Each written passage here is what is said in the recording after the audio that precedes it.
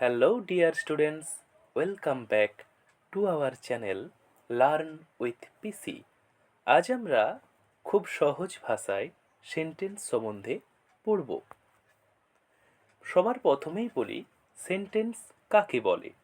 দুই বা ততোধিক শব্দ সমষ্টি যখন একত্রে মিলিত হয়ে বক্তার মনের ভাব সম্পূর্ণরূপে প্রকাশ করে তখনই তাকে সেন্টেন্স বা বাক্য বলা হয়।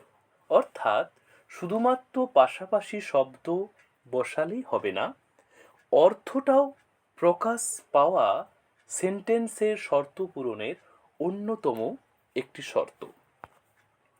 যেমন ব্ল্যাক, রাম, ক্যাট, লাভস চারটি শব্দ পাশাপাশি বসলেও এরা অর্থ প্রকাশে ব্যর্থ, তাই ইহা সেন্টেন্স নয়। কিন্তু ওই শব্দগুলোই যখন আমরা সুন্দরভাবে সাজিয়ে নিই, রাম লাভস ব্ল্যাক ক্যাট, অর্থাৎ রাম কালো বিড়াল ভালোবাসে, এখানে সম্পূর্ণ মনের ভাব প্রকাশ পেয়েছে, তাই ইহা সেন্টেন্স। অর্থগত দিক দিয়ে সেন্টেন্সকে আমরা 5 ভাগে বিভক্ত করে থাকি। প্রথম অ্যাসার্টিভ সেন্টেন্স, দ্বিতীয় ইন্টারোগেটিভ সেন্টেন্স, তৃতীয় ইম্পারেটিভ সেন্টেন্স, চতুর্থ অপটেটিভ সেন্টেন্স, অন্তিম তথা পঞ্চম এক্সক্লেমেটরি সেন্টেন্স। এবার এক একটি সেন্টেন্স আমরা পুঙ্খানুপুঙ্খ বিশ্লেষণ করব। সবার প্রথমেই আসছে অ্যাসার্টিভ সেন্টেন্স, অর্থাৎ বর্ণনামূলক বাক্য। এখানে যে কোনো ব্যক্তি, বস্তু, প্রাণী, স্থান, ঘটনা সম্বন্ধে বিবৃতি দেয়া হয়। গঠন কি? Subject, verb, object. বাক্যের শেষে ফুল স্টপ থাকে। যেমন we love our country, Arya is a good boy, Kolkata is a big city, it is a beautiful flower. প্রত্যেকটা সেন্টেন্সে আমরা লক্ষ্য করব কোথাও কান্ট্রির সম্বন্ধে বলা হচ্ছে, কোথাও কোনো ব্যক্তির সম্বন্ধে বলা হচ্ছে, কোথাও শহর সম্বন্ধে, অথবা কোথাও সুন্দর একটি ফুলকে নিয়ে বলা হচ্ছে। আশা করি তোমরা বুঝতে পারলে। পরের সেন্টেন্স ইন্টারোগেটিভ সেন্টেন্স, অর্থাৎ প্রশ্নবোধক বাক্য। এখানে প্রশ্ন বা জিজ্ঞাসা প্রকাশ পায়। এর গঠনে অক্সিলারি ভার্ব বা হেল্পিং ভার্ব বা মোডাল ভার্ব সাবজেক্টের আগে থাকে। বাক্যের শেষে জিজ্ঞাসা চিহ্ন অবশ্যই থাকবে, তাই এই জিজ্ঞাসা চিহ্ন দেখে আমরা সহজেই বলতে পারবো এটা ইন্টারোগেটিভ সেন্টেন্স। যেমন হোয়ার ডু ইউ লিভ, তুমি কোথায় বাস করো? Are you looking for a man, এই তুমি কি লোক খুঁজছো? ডিড হি কাম হিয়ার, সে কি এখানে এসেছিল?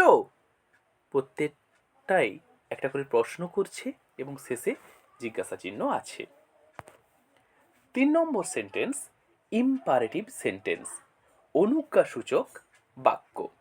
এই সমস্ত বাক্যের দ্বারা আদেশ, উপদেশ, নিষেধ, অনুরোধ, পরামর্শ ইত্যাদি প্রকাশ পায়।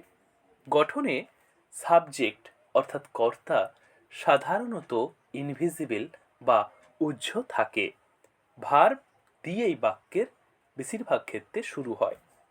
যেমন ডু ইট কুইকলি, এটা তাড়াতাড়ি করো। আদেশ করছে please give me a glass of water, দয়া করে আমায় এক গ্লাস জল দেবেন। এখানে অনুরোধ করছে ওবে ইয়োর এল্ডার্স, বড়দেরকে শ্রদ্ধা করো। উপদেশ দিচ্ছে don't run in the sun, রোদে দৌড়িও না। বকে দিচ্ছে মানে কি, নিষেধ করছে। তাহলে ইম্পারেটিভ সেন্টেন্স আশা করি তোমরা বুঝতে পারছো। প্রতিটা সেন্টেন্সেই দেখো সাবজেক্ট কিন্তু নেই, এখানে সাবজেক্ট ইউ উহ্য আছে। অপটেটিভ সেন্টেন্স, প্রার্থনা সূচক বাক্য। এই বাক্যের দ্বারা ইচ্ছা, প্রার্থনা, আকাঙ্ক্ষা প্রকাশ পায়। মে, উইস, হ্যাভ দিয়ে বেশিরভাগ ক্ষেত্রে বাক্যের শুরু হয়। তবে কিছু কিছু ক্ষেত্রে মে, উইস, হ্যাভ ছাড়াও অপটেটিভ সেন্টেন্স হয়। যেমন good morning, happy new year, এখানেও কি শুভ ইচ্ছাটা প্রকাশ করা হচ্ছে। আর মে ইউ লিভ লং, তুমি দীর্ঘজীবী হও। হ্যাভ এ সেফ জার্নি, তোমার যাত্রা শুভ হোক। উইস ইউ গুড লাক, তোমার সৌভাগ্য আসুক। অন্তিম বা পঞ্চম ভাগ এক্সক্লেমেটরি সেন্টেন্স, বিস্ময়সূচক বাক্য, অর্থাৎ আকস্মিকভাবে মনের কোনো পরিবর্তন, সেটা হর্ষক, বিবাদ, আনন্দ, আবেগ, দুঃখ, হতাশা, ঘৃণা, যে কোনো কিছুই প্রকাশিত হতে পারে। তবে এই সমস্ত বাক্যে আবেগসূচক অব্যয় এবং আবেগসূচক চিহ্ন, অর্থাৎ উল্টো আয়, যেটাকে আমি উল্টো আয় বলি, কেউ বলে উপরে লাঠি নিচে ঢিল, অনেক রকম তার আঞ্চলিক নাম আছে। তোমরা কি নামে ডাকো কমেন্টে জানিও।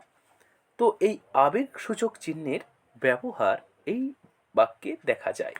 যেমন hurray, we have won the game, আমরা খেলাটা জিতে গেছি, কি আনন্দ। এখানে দেখো আবেগসূচক অব্যয় হুররে আছে, চিহ্ন উল্টো আয় আছে। হোয়াট এ বিউটিফুল সিন, কি সুন্দর দৃশ্য। এলাস, হায় হায়, you have fail in English, শেষে কিনা ইংলিশে ব্যর্থ হলে। নিশ্চয়ই পিসি স্যারের ক্লাস করনি। Thank you. তো ভালো লাগলে বন্ধুরা লাইক করবে, শেয়ার করবে, কিছু অসুবিধে থাকলে কমেন্টস করবে, আর চ্যানেলটাকে সাবস্ক্রাইব করে রাখো। ভবিষ্যতে এরকম আরও নতুন নতুন ভিডিও আসবে এডুকেশনাল।